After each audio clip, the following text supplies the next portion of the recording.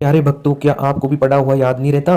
क्या आपका भी दिमाग आपको लगता है कमजोर है? तो एक बार ये प्रवचन पूरा सुनिए। सुना होगा जो बहुत बुद्धिमान हो और जिसका दिमाग बहुत तेजी से चलता हो। आपके मन में यह सवाल जरूर आया होगा कि काश मेरा दिमाग भी ऐसा ही चलता। मुझे नहीं पता कि अभी आपका दिमाग कैसा चलता है, लेकिन इस जानकारी के बाद आपका दिमाग भी तेज चलेगा। शायद आपको यकीन न हो, पर मैं आपको 100% गारंटी के साथ कुछ व्यावहारिक समाधान दूंगा। यदि आप इन्हें अपने जीवन में उतार लेते हैं तो आपको कोई रोक नहीं सकता। बस आपसे एक अनुरोध है कि इस जानकारी को अंत तक जरूर गौर करें। अगर आप वास्तव में अपने दिमाग को बेहतर बनाना चाहते हैं, एक तेज दिमाग होने के फायदे। अगर आपका दिमाग तेज है तो कोई आपको दबा नहीं सकता। आप अपने दोस्तों या सहकर्मियों के बीच कभी पीछे नहीं रहेंगे।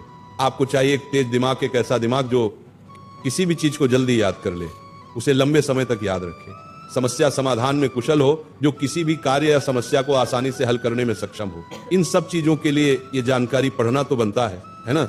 इसके बाद आप ये सोचना भूल जाएंगे कि आप किसी से कम हैं, चाहे वो आपकी कक्षा का कोई टॉपर ही क्यों ना हो। अपनी असीमित क्षमता को पहचाने।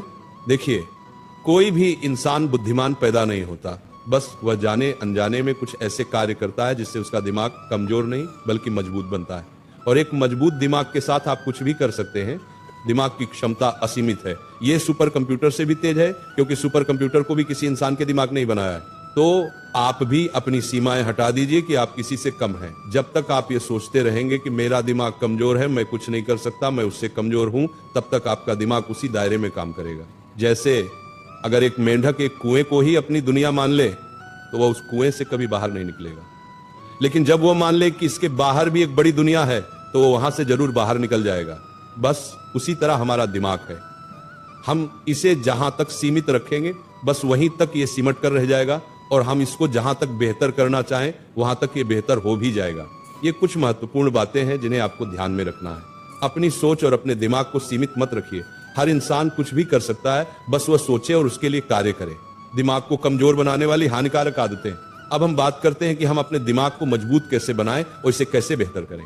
इससे पहले आप ये जान लें कि वे कौन कौन सी गलतियां और आदतें हैं जो आपके दिमाग को कमजोर बना रही हैं या उसे नुकसान पहुंचा रही हैं।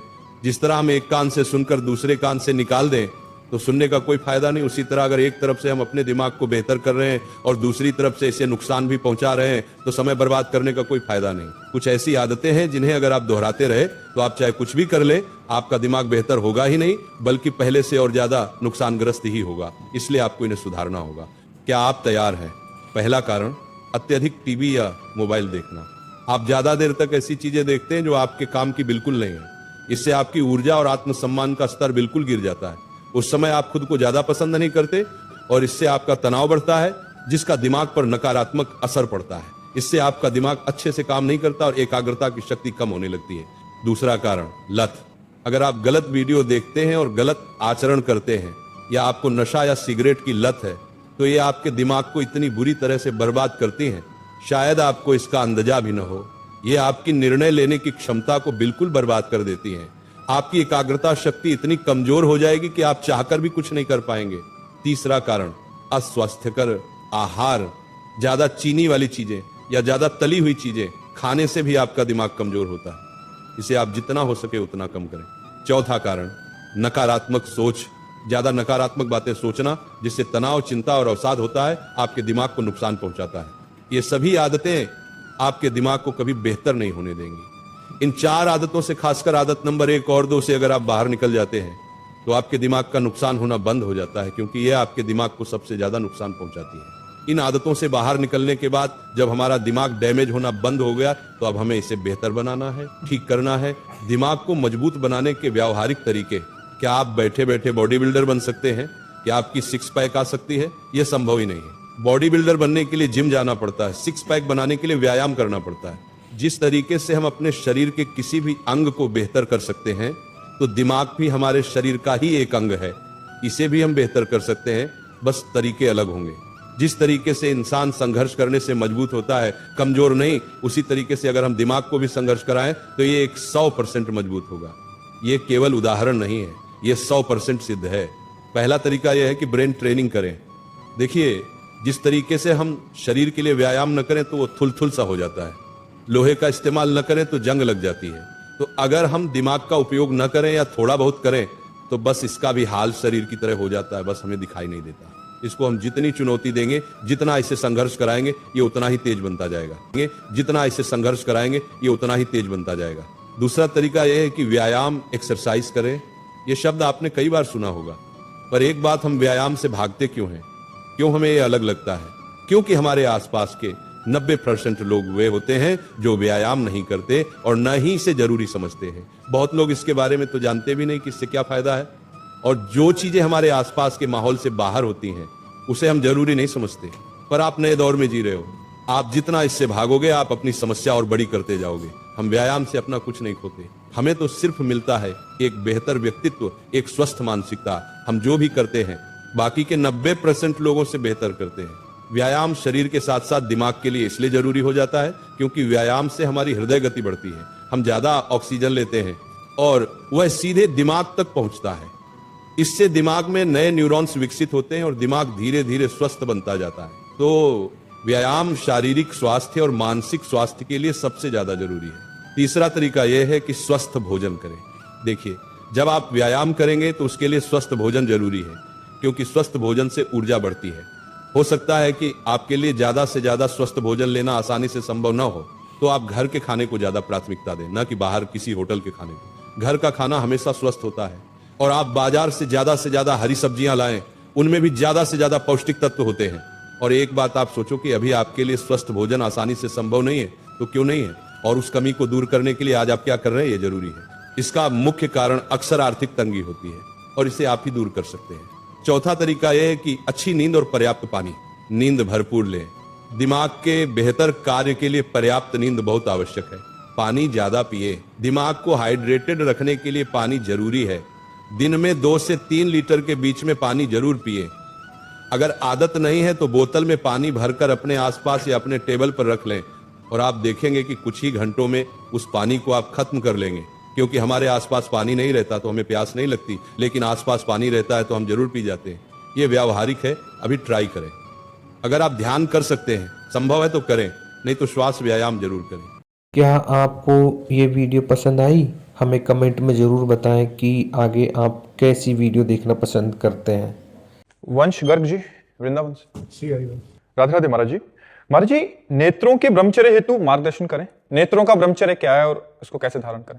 नेत्रों से गलत दृश्य ना देखें हम। जैसे व्यभिचार संबंधी दृश्य है ना, जो गलत भावनाएं हमारे अंदर उत्पन्न करते हैं, सबसे पहले हमें अपने नेत्रों को इससे बचाना है। जैसे मोबाइल आदि में, लैपटॉप से, या किसी सीरियल आदि में जिसमें गंदा चरित्र है, गंदा दृश्य है, जिस दृश्य के देखने से हमारी भावना पतित हो जाए, हमारी भावना धर्म भ्रष्ट हो जाए, वो दृश्य नहीं देखने। दूसरी बात, हमें किसी के दोष नहीं देखने। दृष्टि से किसी के दोष नहीं, अगर दोष दिखाई दे रहे तो हमको प्रणाम करना है। क्रिया पर नहीं जाना, कारण पर जाना है। कारण सब में परमात्मा विराजमान है, क्रियाएं तो ऊंच नीच सबसे होती रहती है। हमें किसी के दोष नहीं देखने। तीसरी बात, हम कोशिश करें कि सब में भगवान विराजमान है, ऐसी अपनी दृष्टि से देखने की भावना करें कि जड़ चैतन्य सब में, जैसे गोस्वामी जी कह रहे हैं, सिय राम में सब जग जानी, करो प्रणाम जोरी जुग पानी। सबको दोनों हाथ जोड़कर हम प्रणाम करते हैं, क्योंकि सब में भगवान सिया राम विराजमान है, गोस्वामी जी कह रहे हैं। तो हम अपनी दृष्टि, हमारी जो दृष्टि है वो पवित्र तभी होगी जब भगवत दृष्टि हो जाएगी, सब में भगवत दृष्टि हो जाए। तो हम गलत आचरण वाले, जैसे कोई पशु पक्षी मैथुन कर रहा है तो हमें नहीं देखना, इससे हमारी दृष्टि दूषित हो जाएगी। यही वृंदावन में एक सौभरी नाम के महात्मा रहते थे, जो जल को स्तंभित करके जल समाधि लेकर के भजन कर रहे थे। तो समाधि से उनके नेत्र खुले तो उन्होंने देखा मछली मैथुन कर रही है। हर जीव में होता है, बस उसका मनन होने लगा। जो देखा जाता है उसका मनन होता है। मनन हुआ तो उनको लगा क्या समाधि से भी बढ़कर सुख है, एक बार देखना चाहिए। चाह पैदा हो गई, नहीं मैं भी भोगूं, ऐसी चाह पैदा हो गई। अब वो ऋषि थे, सामर्थ्यशाली थे, सीधे उठे और राजा उस समय चक्रवर्ती सम्राट मानधाता थे। मानधाता के पास गए और कहा, अब सामर्थ्यशाली ब्रह्म ऋषि ऐसे कोई राजा से ऐसे कोई साधारण बात कर सकता है क्या?